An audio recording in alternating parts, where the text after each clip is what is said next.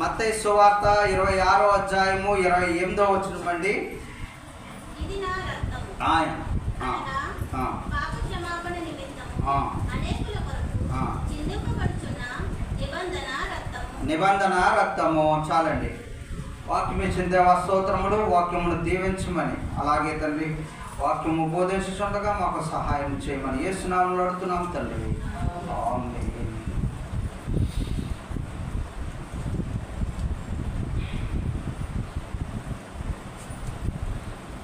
అయితే 28వ వచనములో ఇది నా రక్తము అనగా పాప క్షమాపణ నిమిత్తము. ఈ రోజున మనం అందరము కూడా పరిశుద్ధ దినము, ఆదివారము, ఆజ్ఞ, దేవుడిచ్చిన ఆజ్ఞని పాటించడానికి వచ్చాం. సరే, పరిశుద్ధపరచడానికి వచ్చాం. మరలా మనము ఏం చేస్తూ ఉన్నాము? శరీర రక్తములు పుచ్చుకోవడానికి కూడా మనము వచ్చి ఉన్నాము. అయితే దేవుడు చెప్తూ ఉన్నాడు, ఇది నిబంధన రక్తము.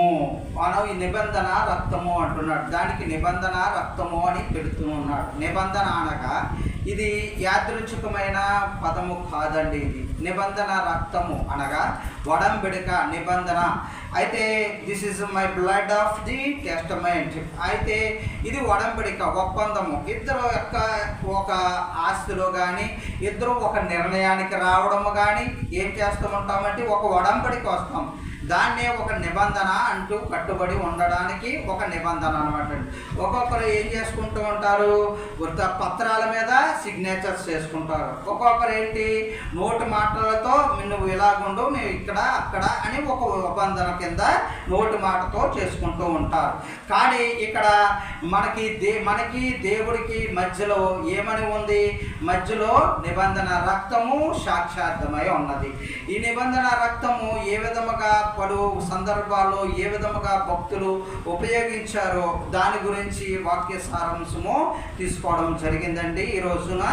అయితే కొంతమంది భక్తులు ఏ విధముగా ప్రస్తావించారో దాని యొక్క వివరములు మనము ధ్యానం చేసుకుందామండి. 2 సమూయేలు 5వ అధ్యాయము 3లో నేను చెప్పే వివరణ అంతా ఉంటుందండి. ఇజ్రాయేలీలైన వారందరూ, పెద్దలందరూ కూడా, ఇజ్రాయేల్ అందరూ కూడా ఏమనుకున్నారంటే, ఇక్కడ దావీదు గారిని రాజుగా ఉండాలి. మేము ఇప్పుడు పెద్దలు మనం అనుకుంటాం కదండి, ఇలా గుంపులుగా చేసుకొని ఫలానా ఓడు అయితే నాయకుడు అవుతారు అని చెప్పేసి మనం ఏం చేస్తాం? ఆయనకే ఓట్లు వేస్తాం. అలాగే ఈ వీరు కూడా ఇశ్రాయేలీయులు పెద్దలందరూ కలిసి ఏమనుకున్నారంటే, దావీదు కుమారుడు అయితే మంచిగా పరిపాలన చేస్తాడు, మనకి అండదండలుగా ఉంటాడని భావించి, దేవునికి విధేయుడై ఉన్నాడని గమనించి వారందరూ కూడా దావీదు దగ్గరికి వెళ్ళారంటండి. నువ్వు రాజుగా ఉండాలి అని చెప్పేసి ఉన్నప్పుడు ఆయన ఏం చేశారంటే, దావీదు వద్దకు రాగా అప్పుడు దావీదు యెహోవా సన్నిధిని వారితో నిబంధన చేసాను. చూసారా, సన్నిధిని మధ్యవర్తిగా పెట్టుకున్నాడు. ఇక్కడ పేపర్స్ మనం ఒక్కొక్కసారి వాడతాము, ఒక్కొక్కసారి మాట ద్వారా చేస్తూ ఉంటాము. ఇక్కడ ఇప్పుడు దావీదు కుమారుడు ఎవరిని మధ్యవర్తిగా పెట్టుకున్నాడు? దేవుని సన్నిధిని నిబంధనగా మధ్యవర్తిగా చేసుకొని వారికి ప్రామిస్ చేశాడు. దేవుడిని మరి ఆ మాట ఎలా ఉంటుంది? ఖచ్చితత్వంగా ఉంటుంది. వారందరూ కూడా 100% దావీదు చెప్పింది నిజం, మన ఆలోచనల్ని అంగీకరించాడు, ఆ ఒప్పందం చేసుకున్నాము అని చెప్పేసి ఇజ్రాయేల్ ప్రజలు పెద్దలకి దావీదుకి మధ్యలో ఎవరు? యెహోవా సన్నిధిని చేసుకొని ఉన్నాడు. అంటే యెహోవా సన్నిధిని సాక్షాత్మే ఈయన ప్రామిస్ చేయడం జరిగింది దావీదు రాజు గారు. ఇది ఒక ఒడంబడిక. అయితే ఇంకొన్ని ఒడంబడికలు అయితే రాజునగటకు వారు దావీదుకు పట్టాభిషేకము చేసినట్లుగా చూస్తూ ఉన్నాం. ఇంకొన్ని ఒడంబడికలు ఏ విధముగా ఉన్నాయో పరిశీలన చేసుకున్నట్లయితే, ఒక్కొక్కసారి దేవుడు మనతో ఒడంబడిక చేసుకుంటాడు, మనము కూడా దేవునితో ఒడంబడిక చేసుకోవాలి. ఇక్కడ దేవుడు మనతో ఒడంబడిక చేసుకున్నాడు. సరే, మనము కూడా ఆయనతో ఇప్పుడు అగ్రిమెంట్లో ఇద్దరు ఒకటి అనుకొని చేసుకుంటారు, సిగ్నేచర్స్ అనుకుంటారు, కొని ఆ మాట ద్వారా అనుకుంటారు, కొని ఈ హద్దు వరకు నువ్వురా, ఈ హద్దు వరకు నేనురా అనుకుంటారు. అయితే వాడు పాటించాలి, మనము పాటించాలి. ఇప్పుడు ఆయన కరెక్ట్గా పాటిస్తున్నాడు. ఫర్ ఎగ్జాంపుల్, మనం పాటించకుండా వాడు దాంట్లోకి వెళ్ళిపోతున్నాం. అది ఏమవుతుంది? నిబంధనని, ఒడంబడికని మనం కొట్టివేసినట్లు, అతిక్రమించినట్టు అవుతాం. అలాగే దేవుడు మనతో నిబంధన చేసుకున్నవన్నీ కూడా కరెక్ట్గానే ఉంటున్నాయి. కానీ ఇక్కడ ఏమవుతుంది, మన ఒడంబడిక తప్పుగా ఉంటుంది, అక్కడ అతిక్రమము చేసినట్లుగా ఉంటూ ఉన్నది. దాని గురించే ఇక్కడ వాక్యాసారం తీసుకోవడం జరిగిందండి. అయితే ఆది కాండంలో 17వ అధ్యాయం 2లో అబ్రహాము గారికి దేవుడు వాగ్దానం ఇచ్చాడు. ఆయన ఒక నిబంధన చేశాడు, ఆయన వాగ్దానం ఇచ్చాడు. ఏమని ఇచ్చాడు, నీకును నాకును మధ్య నా నిబంధన నియమించి నిన్ను అత్యధికముగా అభివృద్ధి పొందించేదను. అటు ఆస్తిలో కావచ్చు, వృక్షములో కావచ్చు, సమస్తం అన్నిటిలో కూడా అభివృద్ధి పొందించేదనని ఆయనకి మాట ఇచ్చాడు, ఆయనకి వాగ్దానం ఇచ్చాడు. ఇక్కడ దావీదు కుమారుడేమో దేవుని సన్నిధిని మధ్యవర్తిగా చేసుకున్నాడు. ఇక్కడ అబ్రహాముకి ఆ దేవుడు మాట ఇచ్చాడు. ఈ ఇద్దరికి ఒడంబడికలో మధ్యవర్తిగా ఎవరున్నారు, దేవుని యొక్క మాట. ఇప్పుడు ఆయన ఒకవేళ నమ్మకం ఉంది మన యొక్క, మనకి రాతలు కానీ ఏది మనకు అవసరం లేదు, నోటి మాటతోన ఆయన ఒడంబడిక అయిపోతూ ఉంటుంది. ఇక్కడ మధ్యవర్తిగా దేవుని యొక్క మాటే ఆయనకి శిరోధార్యముగా ఉన్నది. అలాగే ఈయన కూడా అలాగే వంశాభివృద్ధి చేస్తాను అన్నప్పుడు కూడా ఇక్కడ అబ్రహాము గారు వాగ్దానం ఇచ్చిన తర్వాత కూడా ఆయన ఒక పొరపాటు చేశారు. మీకు తెలుసండి ఏం చేశారు, దేవుడు వాగ్దానం ఇచ్చాడు అభివృద్ధి చెందుతా అని చెప్పేసి, చేసినాక సరే అని విశ్వసించాడు. కానీ సారం ఏం చేసింది, అక్కడ దాసిని హాగరుని ఆయనకి దగ్గరికి, అంటే అక్కడ ఏమైంది, సారాకి అవిశ్వాసము రవ్వంతా ఉన్నది. ఆ కొంచెం ఒడంబడికలో ఎవరు తప్పారు చూడండి, ఇప్పుడు మనమే తప్పిపోయినట్టుగా ఉన్నాం. దానివల్ల ఎంత ఇబ్బంది పడ్డాడు ఆయన. ఆ హాగరు దాసి కుమారుడు వచ్చినాక ఈయనకి సారాకి కూడా సారమ్మ గారికి పిల్లవాడు పుట్టాడు. ఆ తర్వాత ఎన్ని ఇబ్బందులు వచ్చినాయి, ఇద్దరు భార్యల మధ్యన నలిగిపోతారు. ఎలాగుంటుంది ఇబ్బంది. ఆయన ఎవరు చేసుకున్నారు, అంతా కూడా దేవుడు చేయలేదు, అది మనమే చేసుకున్నాం. అక్కడ చూసారా, అక్కడ ఎంత ఇబ్బందులు పడ్డాడు.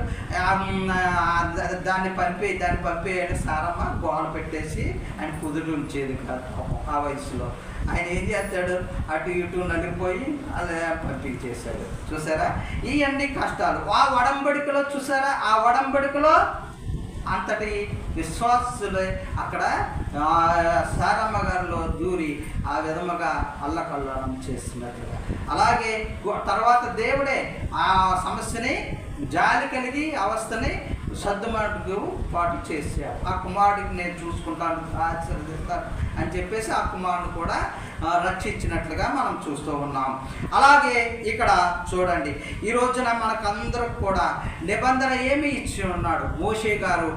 అతడు నిబంధన గ్రంథమును తీసుకుని ప్రజలకు వినిపింపగా, అనగా ధర్మశాస్త్రమును నిబంధన గ్రంథము, పాత నిబంధన గ్రంథం అంతా కూడా, ఓల్డ్ టెస్టిమెంట్, న్యూ టెస్టిమెంట్, పాత నిబంధన గ్రంథం అంతా కూడా అందులో ఆజ్ఞలు వివరిస్తూ ఉన్నాడు. ఇజ్రాయేల్ ప్రజలకి మోషే గారు ధర్మశాస్త్రాన్ని వివరిస్తూ ఉన్నాడు. వివరిస్తూ ఉన్నప్పుడు ప్రజలందరూ ఏమంటున్నారంటే, వారు ఒక నిబంధన చేసుకున్నారంటండి. ఏమిటి, ఒక కట్టుబాటు. ప్రజలందరూ యెహోవా చెప్పినవన్నీ చేయొచ్చు, విధేయులమై ఉందుమో తండ్రి అని యెహోవా సన్నిధిని అందరూ ఏకకంఠముగా అంగీకరించి విధేయులై ఉందుము. అంతటి గొప్ప భాగ్యము ఈ రోజున ప్రతి సంఘములోనూ జరగవలసి ఉన్నది. ప్రతి దగ్గర కుటుంబంలోనూ వ్యక్తిగతముగాను అన్నిటికీ విధేయులమై ఉందుము తండ్రి అని మనము కూడా నిబంధన చేసుకోవాలి. ఎందుకనగా మనం అనేక మార్లు అతిక్రమించిన వారమే ప్రతి విషయంలోనూ. అలాగే సరిదిద్దుకునే భాగ్యము మనకి దయచేయాలి. ఇక్కడ ఒడంబడిక చేసుకున్నాడు మోషే ధర్మశాస్త్రం చెప్పి, కానీ ఇక్కడ ఏం చేశాడంటే మధ్యలో బలి పశువు యొక్క రక్తముని నిబంధన చేసుకున్న ప్రజల మీద ప్రోక్షించాడు. కొద్దిపాటి సమస్తమును వస్తువుల మీద బయట ప్రోక్షించాడు. అనగా అన్నిటిని కూడా పరిశుద్ధము చేశాడు. రక్తము ద్వారా, బలి పశువు ద్వారా శుద్ధి చేశాడు. అంటే ఈ నిబంధన చేసుకున్నందుకు మధ్యవర్తిగా ఏముందండి? రక్తము, బలి పశువు యొక్క రక్తము ఉన్నది. ఈ రోజున ఆ నిబంధన రక్తము మనకి దేవాతి దేవుడు మధ్యవర్తి ఏ పశువు రక్తమో కాదు, పరిశుద్ధుడైన దేవుడు మనకి అనుగ్రహించాడు. ఇది ఒక ప్రవచనము, ఈ నెరవేర్పు యెషయా 42:7 ఉంటుందండి. నిన్ను కాపాడి ప్రజల కొరకు నిబంధనగాను అన్య జనులకు వెలుగుగాను నిన్ను నియమించి ఉన్నాను. చూసారా, దేవుడి కోసము ప్రజల కొరకు నిబంధనగాను, మన కొరకు నిబంధనగాను దేవుడిని అన్య జనులకు వెలుగుగాను నిన్ను నియమించిన ప్రభువుని ఈ విధంగా నియమించాడని యెషయా భక్తుడు ప్రవచించినట్లుగా మనము చూస్తూ ఉన్నాం. అయితే ఇక్కడ మనము చూసుకున్నట్లయితే క్రొత్త నిబంధన ఈ హెబ్రీ 12:24 చదువుకున్నాం కదండి. క్రొత్త నిబంధనకు మధ్యవర్తి అయిన యేసు నద్దకు హేబేలు కంటే మరి శ్రేష్టముగా పలుకు ప్రోక్షణ రక్తమునకు మీరు వచ్చి ఉన్నారు. ఈ రోజున మనమందరము కూడా ఈ కొత్త నిబంధనకు మధ్యవర్తి అయిన యేసు యొద్దకు వచ్చి ఉన్నాము. అది యేసు రక్తము దగ్గరకు వచ్చి ఉన్నాము. సరే, అయితే ఈ రోజున హేబేలు కంటే మరి శ్రేష్టముగా పలుకు. హేబేలు పలికిందంటే హేబేలు రక్తము పలికింది. హేబేలు రక్తము పలికింది. హేబేలు రక్తానికి మాటలు వచ్చండి. ఆ మాటలు వచ్చా చూడండి, దీన్ని బట్టి చూడండి. నిరపరాధి అయిన హేబేలు రక్తము భూమిలో కలిసిపోయినప్పుడు ఆ రక్తము దేవునికి మొరపెడుతూ ఉండగా దేవుడు ఆలకించాడంటే ఆ నిరపరాధి అయిన రక్తము అనగా దేవుడు వింటాడు. నిరపరాధి అయిన రక్తము దేవుడు వింటాడు. ఆ రక్తము కంటే మరి ప్రోక్షముగా మరి శ్రేష్టముగా పలుకు ప్రోక్షణ మనమందరం ఆయన దగ్గరికి వచ్చి ఉన్నాము అని అపోస్తలుడైన పౌలు గారు చెప్తూ ఉన్నాడు. ఇక్కడ హిజ్కియా కూడా ఒకానొక సందర్భంలో ఏమని చెప్పాడంటే, 2వ దినవృత్తాంతములు 29:10 ఉంటుందండి నేను చెప్పిన వివరణ అంతా కూడా. ఇప్పుడు మన మీదనున్న మహా ఉగ్రత చల్లారునట్లు ఆయనతో మనము నిబంధన చేయవలెనని నా మనసులో అభిలాష పుట్టెను. చూసారా, ఆ మన మీద ఉన్న మహోగ్రత చల్లారునట్లు ఆయనతో మనము నిబంధన చేయవలసిన వారమై ఉన్నాం. ఏం నిబంధన? మనము ఆజ్ఞలను తూచా తప్పకుండా పాటిస్తాం ప్రభు అని మనము మాట ఇవ్వవలసిన వారమై ఉన్నాం. అంతేకాకుండా ఇక్కడ చూడండి, యెహోవాను అనుసరించుచు ఆయన ఇచ్చిన ఆజ్ఞలు శాసనం కట్టను పూర్ణ మనస్సుతో గైకొనొచ్చు, గ్రంథమందు వ్రాయబడిన నిబంధన మాటల ప్రకారం ప్రవర్తించునని యెహోవా సన్నిధిని నిబంధన చేసుకోవాలని ఈ వాక్యంలోనే ఉంటుందండి. అలాగే ఇక్కడ ఈ దినమున మనకి జ్ఞాపకార్థమైన దినముగా ఉన్నది, నిత్యమైన కట్టడగా ఉన్నది. ఆ రోజున పస్కా పశువుని బలి ఇచ్చినప్పుడు ఆ పశువు రక్తము ప్రోక్షించినప్పుడు ఏమైందండి? ఆ అపవాది అయితే దీనికి దూతలు ఏం చేసే, ఇది దేవుని గృహము అని అవి చూసి వెళ్ళిపోయింది. అనగా ఆ గుడారానికి ఏ తొగిలు కూడా రాదు.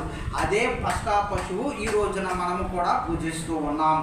ఆ పస్కా పశువును మనం పూజిస్తూ ఉండగా మనకి ఈ రోజున పాప ప్రక్షాళన జరుగుతుంది. ఎందువలన ఈ రోజున ఏ నిబంధన చేసుకున్నాడు అనగా అదే 26వ అధ్యాయం 28లో ఇది నా రక్తము అనగా పాప క్షమాపణ నిమిత్తము, పాప క్షమాపణ కొరకు నిబంధన చేసుకుంటున్నాడు. ఈ రోజున మనకి దేవుడు ప్రభువుకి ఏమై ఉన్నది?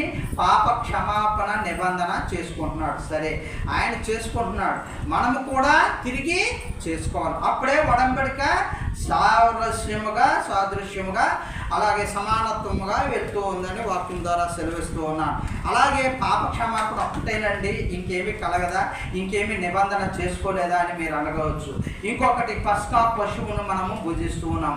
పస్కా పశువును భుజిస్తూ ఉన్నప్పుడు ఆ గృహము చూసి ఆ రక్తమును చూసి ఏమైపోయిందండి? తెగులు ఏ గుడారమునికి దరిదాపులోకి రాకుండా వెళ్ళిపోతుంది. అలాగే ఈ రోజున మనకి ఏ తెగులు కూడా హాని కూడా మన దరిదాపులోకి రాకుండా ఏమవుతుంది? పస్కా పశువును పూజించడం ద్వారా తెగులు పారిపోతుంది. 2, 3వది, నీ జీవాహారము నేనే అని వాక్యము సెలవిస్తూ ఉన్నది. ఆ జీవాహారము తీసుకోవడం ద్వారా ఏమవుతుందండి? మరణం అనేదే ఉండదు. ఇంతటి జీవాహారము మనము పుచ్చుకొని ఉంటున్నాము. అలాగే ఇంతటి ధన్యతలు మనకి దయచేశాడు. 3 భాగ్యాలు నిబంధన చేసుకొని మనకి వాక్యం ద్వారా బలపరచడానికి మనకి వాక్యము అనుగ్రహించాడు. అలాగే అపోస్తులైన పౌలు గారు చెప్తూ ఉన్నాడు, ఏమనండి? ఈ శరీర రక్తములు అనగా మనము అజాగ్రత్తగా కానీ అలాగే అలసత్వముగా కానీ తీసుకోకూడదు అంటండి. అది 1 కొరింథీ 11:25 ఉందండి. అలా తీసుకున్నట్లయితే మనకి క్షేమము కాదు అని చెప్తూ ఉన్నాడు.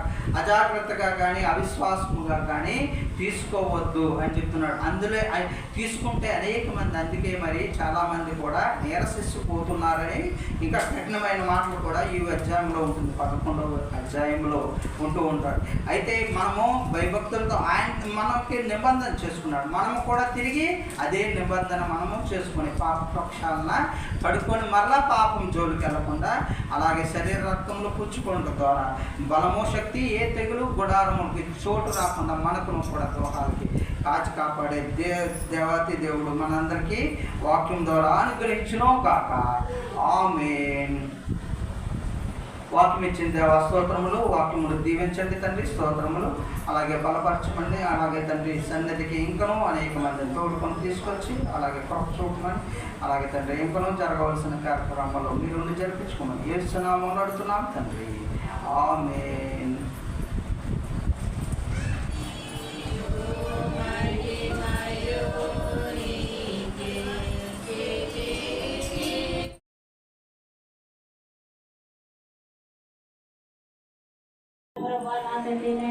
చుట్టుపక్కల అందరినీ మీరు తోడుకురండి ప్రభు, కొత్తవన్నీ పాతవన్నీ తీసుకురండి ప్రభా నాయన.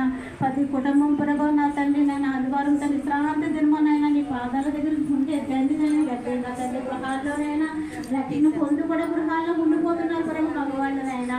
ప్రతి ఒక్క బిడ్డని చదివించి తండ్రి గర్దించి ప్రభు మీరు తోడుకురండి ప్రభా. మీ పొందిన తండ్రి చూస్తాను ప్రభు నాయన.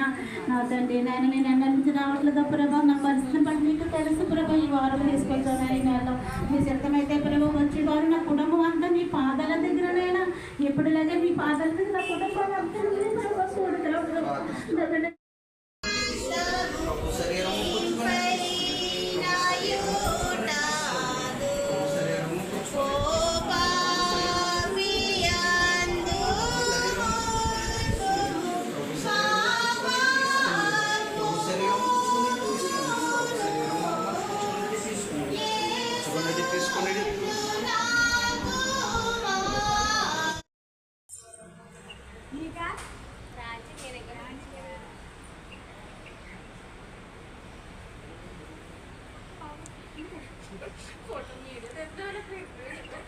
మరి యూట్యూబ్లో చేస్తారు.